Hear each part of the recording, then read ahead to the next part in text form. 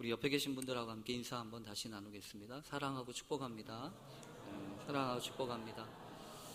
네, 한 번 더 우리 인사하겠습니다. 오늘도 은혜 받는 예배 되십시오. 오늘도 은혜 받는 예배 되십시오. 명절들 잘 지내셨습니까? 네, 길다면 길고 짧다면 짧은 이 명절이 끝나가고 있습니다. 요즘에는 이 명절의 풍속도가 각각 달라가지고 해외를 나가기도 하고 또 식구들끼리 어디를 가기도 하고 이러면서 많은 이 세태의 모습들이 달라졌지만 그래도 이 명절이 되면 그래도 고향을 생각하고 또 부모님을 찾아뵙는 것이 그것이 옛부터 내려오는 우리의 미덕이기도 하고 또 전통이기도 하고 또 살려야 되는 귀한 교훈 같습니다. 이랬든 저랬든 아쉬운 명절을 지내면서 특히 믿음으로 사는 사람들에게는요, 이 가정 안에 감추어 두신 하나님의 놀라운 비밀은 우리가 어떤 것하고도 대신할 수 없을 만큼 상당히 큰 중요한 의미가 있습니다. 그래서 이 가정이라고 하는 것은요, 세상의 어떤 관계하고는 같지 않습니다. 세상의 모든 관계들은 이해득실이 있고요. 그리고 성과라고 하는 것이 있지 않습니까? 그래서 성과를 잘 내면 포상을 많이 받고 또 이렇게 저렇게 주고받는 것이 명확해야 사실은 이 관계들이 유지가 되는데 사실 가족이라고 하는 것은 그렇지 않습니다. 가족이라고 하는 것은 잘했든 못했든 관계없어요. 그래서 이 가족 관계처럼 특별한 게 없습니다. 하나님의 은혜 가운데서 전혀 낯선 사람들이 한 가정을 이루었고 또 그 가정에서 한 아기가 태어나고 또 그런저런 관계들을 통해서 한 가정으로 이어져 간다고 하는 것처럼 그 소중한 일이 없는데 그런 가정의 의미들을 다시 한번 확인하고 깨달을 수 있는 것이 바로 이 명절이기 때문에 이 명절을 지내면서 하나님, 우리에게 이런 가정을 주셔서 감사합니다 라고 기도할 수 있다면 그것처럼 소중한 일이 어디 있겠습니까? 또한 우리가 돌아갈 고향을 생각한다고 하는 것처럼 또 귀한 일이 어디 있겠어요? 우리가 이 땅에 살지만 이 땅에서 영원히 사는 것이 아니라 하나님이 내게 허락하시는 때가 되면 하나님이 준비하신 그 거룩하고 소중한 그곳이 있다라고 하는 것을 기억할 수 있다면 그래서 그 고향을 생각하는 그 절기가 바로 이 명절인데 이 명절 기간 동안에 참 그런 면에서는 은혜가 됩니다. 어쨌든 이 명절 기간을 보내신 여러분들 참 수고하셨습니다. 오늘 이 명절을 마감하면서 이렇게 함께 예배를 드리는데 먼저 우리 하나님 앞에 영광의 박수 드리고 또 우리가 그 명절 기간 동안에 수고한 우리 식구들을 좀 격려했으면 좋겠습니다.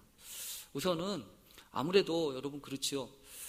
여러분들은 잘 모르시지만 저같이 물론 장인 장모님이 계시니까 다른 의미도 있겠지만 부모님이 안 계시거든요. 부모님이 안 계시다 보니까 이 명절이 되면 유독 서운한 부분이 많이 있습니다. 특별히 어머님, 아버님 계신 것만으로도 사실은 우리에게 상당히 큰 의미가 있습니다. 그래서 명절 되니까 또 어머님, 아버님 중심으로 모이는 것 아니겠습니까? 그래서 오늘 이 자리에 와 계신 우리 아버님, 어머님 계신 분들 우리 한번 다 계실 텐데 더 건강하시라고 올해도 남은 시간 동안 하나님의 은혜 안에서 강건하시라고 우리 한번 박수 한번 쳐드렸으면 좋겠어요. 감사합니다. 네, 함께 예배 드릴 수 있어서 또 감사합니다. 그런가 하면 또 명절 되면 또 며느리들이 또 수고하고 애쓰죠. 그래서 아마 누군가는 잘 먹기 위해서 또 누군가는 수고하고 애쓸 우리 아내분들 또 어머니분들 특별히 이거는 우리 자녀들이 좀 박수 쳐줬으면 좋겠어요.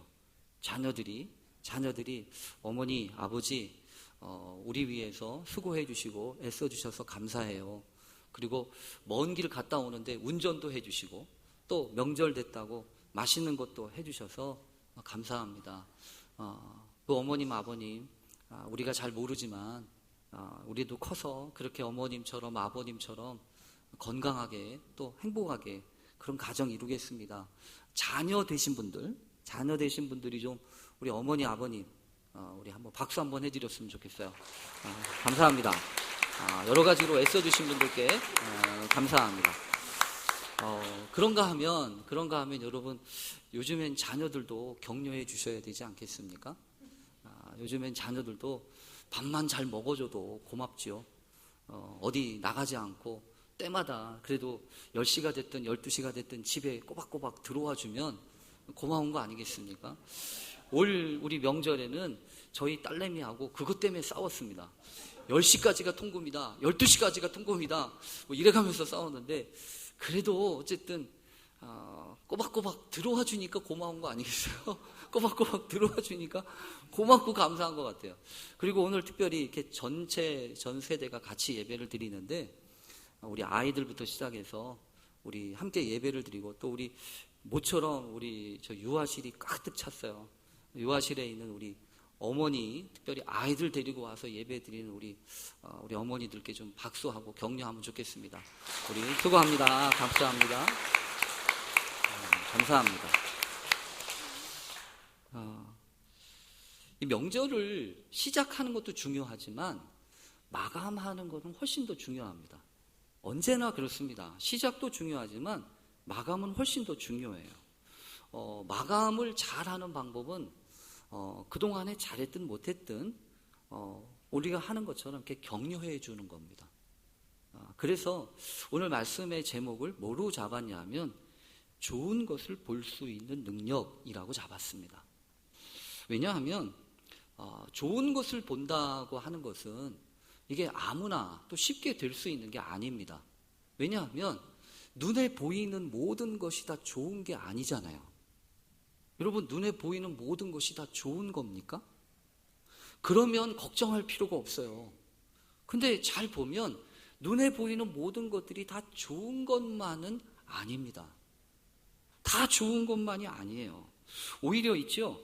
나쁜 것은 먼저 찾아옵니다. 좋은 생각보다도 나쁜 생각이 먼저 저한테는 막 들더라고요. 그래서 여러분 무슨 일이 터지거나 어떤 일이 생기면 불길한 생각이 먼저 들잖아요. 참 이상해요. 좋은 생각이 먼저 오면 좋겠는데 늘 불길한 생각이 우리 마음 가운데 먼저 들어와요. 그래서 불길한 생각이 먼저 우리 마음 가운데 들어오는데 그런데 희한한 것은 불길한 건 그 나쁜 생각, 좋지 못한 거는 얼마 가지 못해서 실증이 납니다. 그런데 여러분 천천히 오는 좋은 것은 두고 보아도 질리지 않습니다. 그게 오래오래 두고 보면 볼수록 좋은 것이 진짜 좋은 것 아니겠습니까? 그래서 나태주라고 하는 시인은 유명한 시 풀꽃이라고 하는 시에서 이렇게 노래하지 않았습니까? 자세히 보아야 예쁘다. 오래 보아야 사랑스럽다. 너도 그렇다. 여러분 그렇죠? 자세히 보아야 예쁩니다. 자세히 보지 않아도 예쁜 것들이 많이 있지만 풀꽃같이 이름도 잘 모르는 것들은요 이렇게 자세히 뜯어보아야 예쁩니다. 그런가 하면 오래 봐야 사랑스럽습니다. 오래도록 이렇게 봐야 사실 오래 보기가 쉽지 않잖아요. 사랑이라고 하는 건 그래서 오랜 기간 동안에 걸쳐서 형성되어지고 또 나누어지는 겁니다. 그래서 잘 보면 이 자세히 보고 오래 보는 것이 그래서 좋은 것을 볼 수 있으려면 그래야 되겠구나 라고 하는 생각을 하게 됩니다. 이제는 고전이 되어버렸지만 켄 블랜차드라고 하는 사람이 썼던 유명한 책이 한 권 있는데 여러분 기억하실 겁니다. 칭찬은 고래도 춤추게 한다 라고 하는 책 아닙니까? 사실 이 책은 플로리다의 시월드라고 하는 돌고래 쇼를 보고서 이 쓴 책인데요.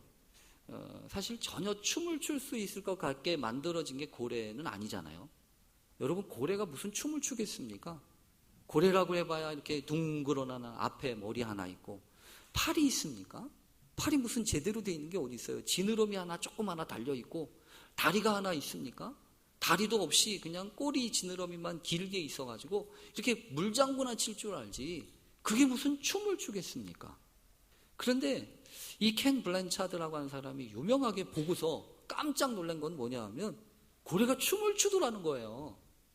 고래가 어떻게 춤을 추겠습니까? 근데 춤추는 것처럼 그 리듬에 맞춰서 막 꼬리를 흔들고 머리를 흔들고 이래가면서 하는 것이 참 기가 막히게 보였다는 거야. 아니 어떻게 춤추게 되어 있지 않는 저 고래가 춤을 추냐 이거예요. 그래서 그 켄 블랜차드 이 사람이 물어봤다는 거 아니에요. 조련사한테 물어봤대요. 아니 어떻게 해서 저 고래를 춤추게 했습니까? 라고 이야기를 했더니 그것은 칭찬해주면 고래도 춤을 춥니다. 이런 이야기를 듣고서 이분이 생각해낸 게 그거 아니겠어요? 야, 고래도 춤을 춘다면 사람은 더 잘 출 수도 있지 않겠냐 이거예요. 고래가 춤추기에 적합한 구조를 가지고 있지 않은데 고래가 춤을 춘다면 고래한테 쏟는 그 정성과 고래한테 쓰는 것만큼 그거의 10분의 1만이라도 한다면 아마 사람은 춤을 출 거야. 그래서 사람들한테 뭐 하기 시작했냐면 칭찬을 이야기하기 시작했어요. 근데 여러분 칭찬이 다른 거 아니잖아요. 좋은 것을 보는 게 칭찬 아니에요. 여러분 그래서 사람도 그렇습니다. 칭찬을 받으면 자존감이 생겨요. 또 열등감과 상처 속에서 괴로워하는 사람들을 보면 거의 대부분 칭찬과 격려에 부족한 사람들입니다. 건강한 자존감은 내 집안이 부자이고 내 아버지가 어떻게 됐고 거기서 나오는 게 아니라 내가 받은 칭찬과 격려에서부터 시작합니다. 사람들은요 그렇게 얘기합니다. 대개 자기가 잘하는 것을 잘 안다고 생각합니다. 그런데 여러분 그렇지 않아요.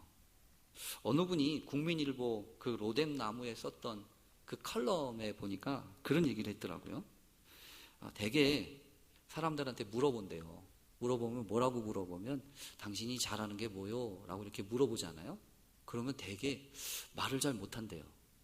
내가 뭘 잘하는지 못한대요. 그런데 당신이 뭘 잘못해요? 라고 물어보면 잘하는 걸 이야기하는 것보다 훨씬 더 잘 얘기한대요. 나는 이런 거 못해요. 저런 거 못해요. 라고 얘기를 잘한대요. 그러면서 그 얘기를 하는 거예요. 사람은 자기가 잘하는 것을 아는 것보다 자기가 잘 못하는 걸 더 잘 안다는 거예요. 근데 그 이유가 뭐냐면 자기 마음 가운데 그 칭찬과 격려가 부족하기 때문이라는 것이에요. 여러분 칭찬을 듣지 못한 사람은 장점을 알 수가 없습니다. 왜냐하면 어렸을 때부터 칭찬을 자꾸 들었던 사람들이 대개 어떤 사람들이냐면 자신하고 가까운 사람들을 통해서 나한테 잘하는 것이 무엇인지를 확인한 사람들이라고요. 그렇기 때문에 칭찬을 잘 받고 자란 사람들은요 집중력 있는 인생을 산대요. 왜냐하면 이거는 잘하는 거니까 내가 더 잘하는 것을 잘하기 위해서 다른 거는 다 이렇게 포기하는 경우가 더 많다는 거죠. 그래서 자신이 잘할 수 있는 것을 더 잘하기 위해서 수고하고 애쓰는 사람들이 되게 어떤 사람들이냐 하면 칭찬을 잘 받은 사람들이라는 거예요. 정반대로 칭찬에 빈약한 사람들은요 자존감이 약합니다. 자존감이 약할 뿐만 아니라 내가 무엇을 잘하는지를 알지 못해가지고 이것도 해보고 저것도 해보고 그러느라고 시간이 많이 간다는 거예요. 그래서 여러분 우리가 해야 될 것 중에 한 가지가 뭐냐 하면 칭찬해 주는 겁니다. 좋은 것을 보는 겁니다. 그래서 이런 얘기가 있잖아요. 공부를 잘 못하는 한 아이가 성적표를 받아왔대요. 성적표를 받아왔는데 유명한 얘기입니다. 근데 성적표가 옛날 성적표였나 본데 수미양가 이렇게 돼 있는데 다 양이었다면서요. 이렇게 다 가래요. 가. 그런데 체육 한 과목만 양이래요. 체육 한 과목만 양이래. 하나 조금 난 거죠. 그 성적표를 받아 들고서 아버지 성적표 왔어요. 이렇게 있는데 그 아버지가 여러분 화가 나지 않겠어요. 꼴찌예요. 꼴찌. 그러니까 뭐라고 한마디를 해야 되는데 그 아버지가 요즘 배우고 있는 게 애들도 칭찬하면은 춤춘다는데 칭찬을 해야 되는데 이런 생각을 하다가 아버지가 이렇게 칭찬을 했다면서요? 얘야, 너무 한 과목만 집중적으로 공부하지 마라. 그렇게 얘기했대요. 여러분 그렇잖아요. 다른 건 다 간데 체육만 양이잖아요. 그러니까 한 과목만 너무 잘하지 마라. 골고루 잘해라. 이렇게 이야기를 했다는 거죠. 여러분, 사실 그렇게 말한다고 하는 게 쉽겠습니까? 제가 생각해봐도 남의 자식이니까 그렇게 얘기하지 내 자식한테는 그렇게 말하기가 쉽지 않을 것 같아요. 맞아요. 분명히 그래요. 좋은 것을 볼 수 있으려면 그래서 능력이 필요한 거예요.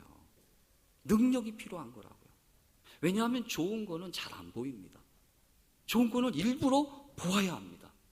그래서 필요한 게 있습니다. 그래서 필요한 게 관점이에요. 관점이 있어야 됩니다. 아버지하고 아들이 사막을 여행하다가 길을 잃었습니다. 아침부터 저녁까지 길을 헤매다가 밤새 이제 밤이 돼가지고 저녁에 해가 뉘어지는데 뭘 먹었겠어요? 땀은 삐질삐질 나지, 배는 꼬르륵 나지, 더군다나 길을 잃어가지고 이제 어떻게 될지 몰라서 불안하지. 그러다가 딱 마땅한 게 무덤이었어요.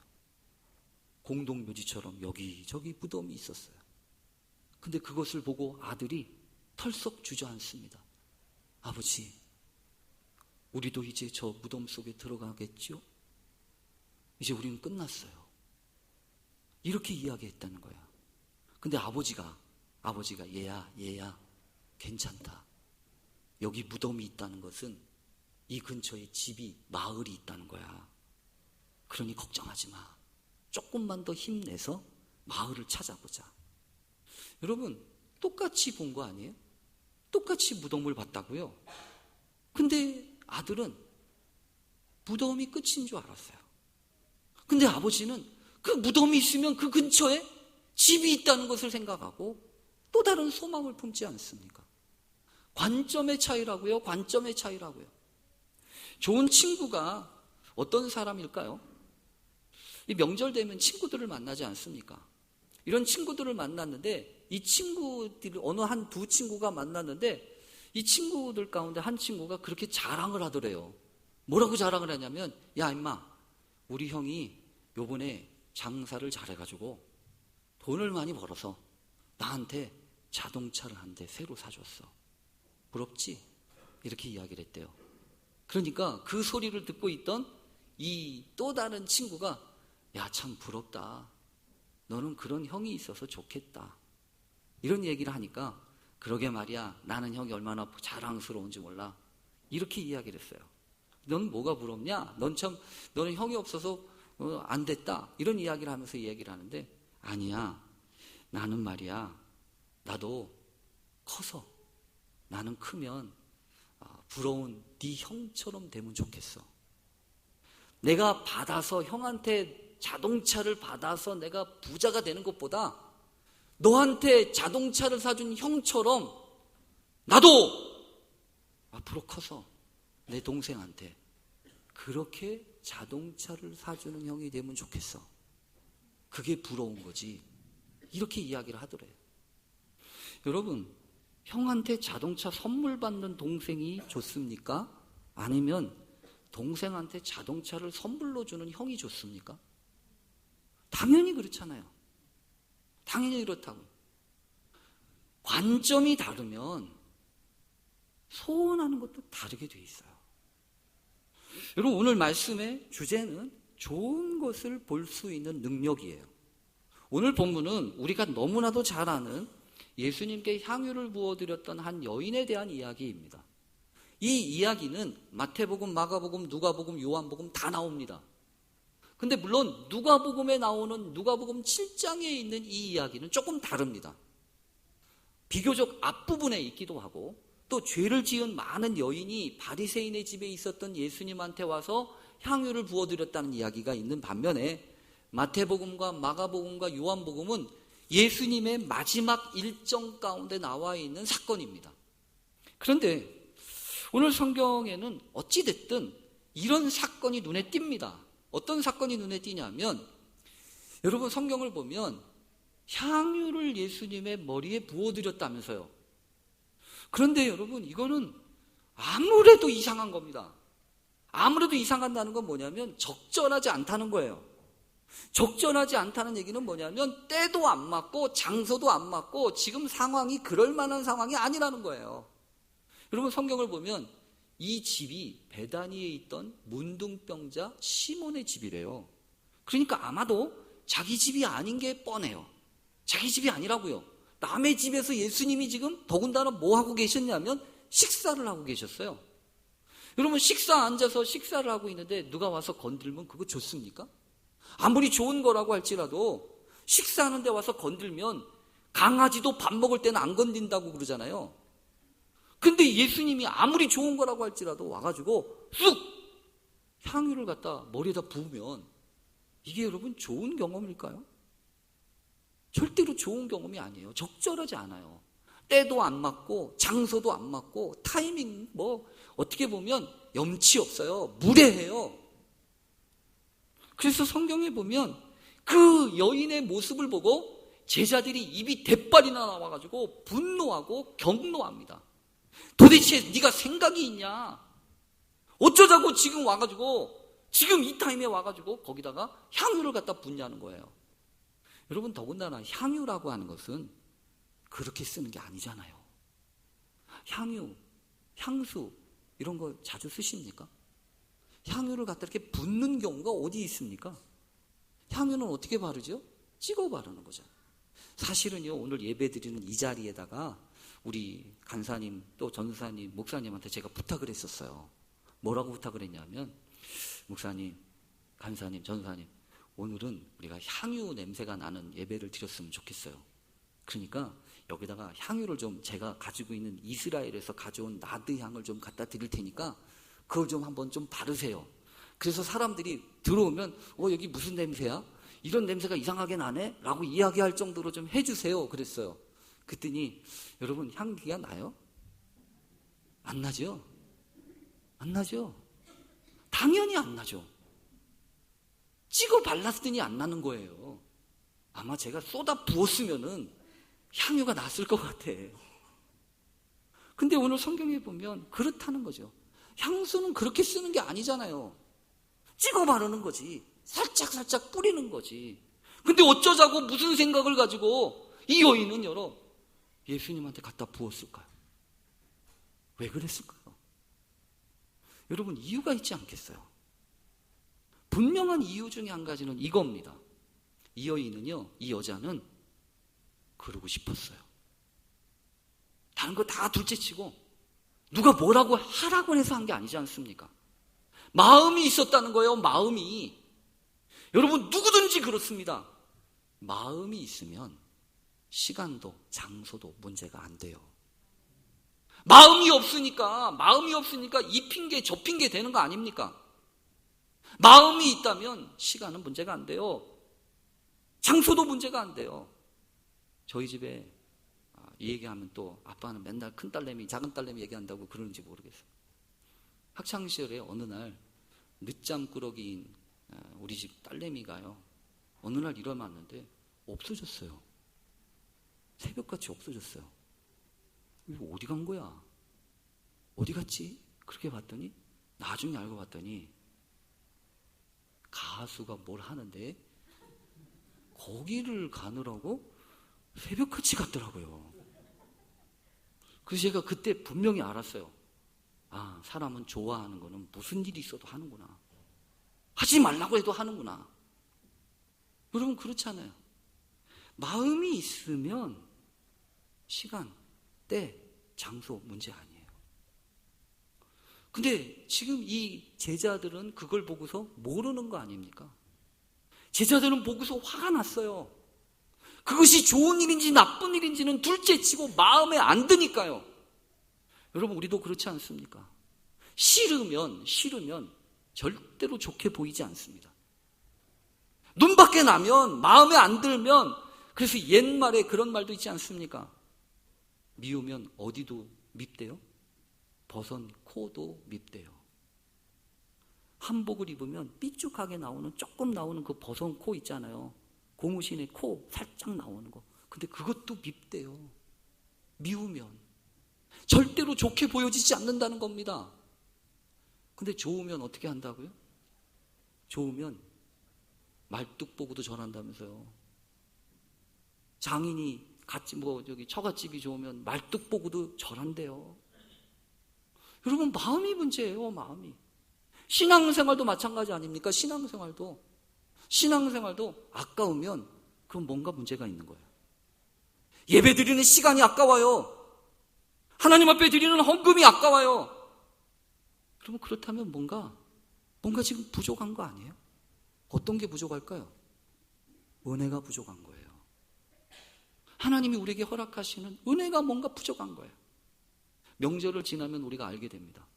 남자들의 손하고 여자들의 손하고는 다르더라고요. 여자들의 손은 엄청 커요. 되게 엄청 커요. 조금만 하면 될 것 같은데 이만큼 해요. 어머니 손은 더 커요.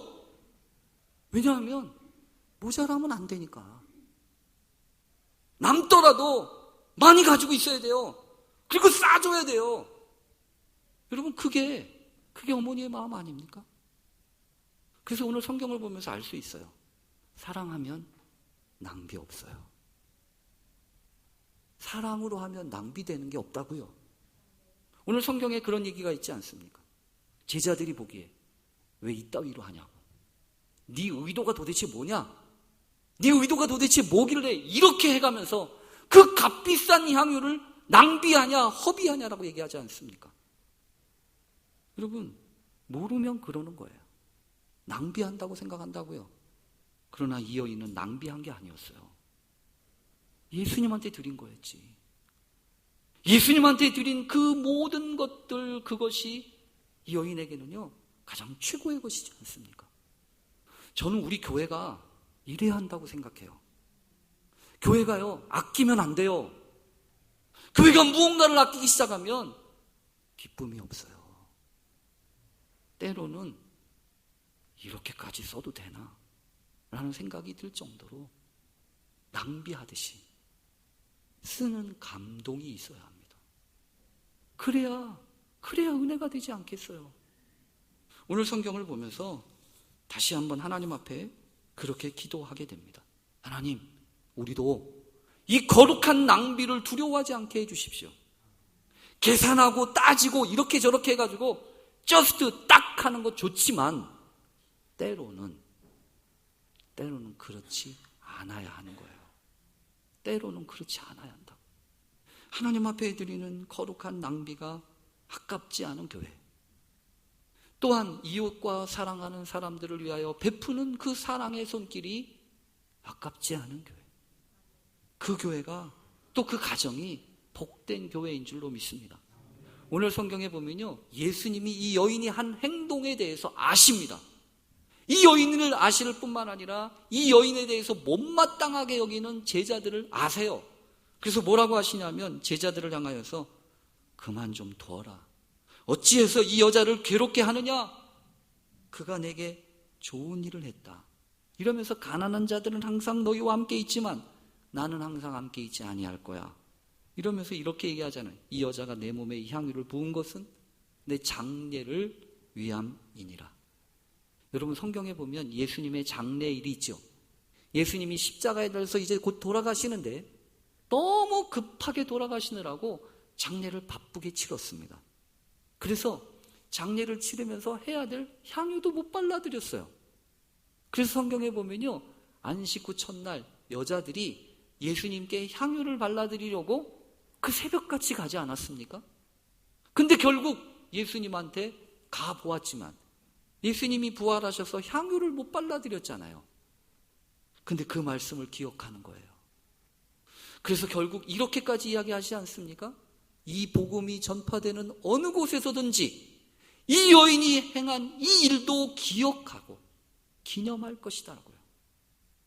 여러분, 우리도 그렇게 되면 좋겠습니다. 이 여자가 그거 보고 했겠습니까? 충성하는 마음으로 헌신한 거 아니겠습니까? 근데 예수님이 그것을 그렇게 받으셨다는 얘기 아니겠어요? 여러분이 수고한 그 헌신의 눈물과 또 헌신의 모든 그 손길들을 하나님이 그렇게 기억하시는 줄로 믿습니다. 이번 명절 기간 동안에 또 이렇게 저렇게 행하신 여러 가지 일들과 또 함께 나누는 손길들 속에 하나님이 은혜 부어주시기를 간절히 바랍니다. 그리고 앞으로 좋은 것을 볼 수 있는 능력을 주십시오. 그래서 아무리 높아도 벽을 아무리 높이 쌓아도 문을 내면 되잖아요. 문을 내면. 하나님은 그러신 분입니다. 아무리 험한 앞길에 장애물들이 있어도요, 문을 여시면 소통의 문이 열려지고 은혜가 되는 것처럼 우리의 모든 삶 속에 그런 은혜가 있어서 하나님이 내리시는 그 감동의 삶이 우리 가운데 있게 해주십시오. 그렇게 기도하는 우리 모두 되시기를 간절히 축원합니다. 아멘. 기도하겠습니다. 하나님 감사합니다. 오늘도 도우시고 인도하셔서 감사합니다. 하나님, 이 명절을 마감하며 좋은 것, 수고하고 애쓴 손길들 위에 하나님이 복 내려 주시기를 원합니다. 우리도 좋은 것으로 갚아갈 수 있도록 은혜 더해 주시옵소서. 예수님의 이름으로 기도합니다. 아멘.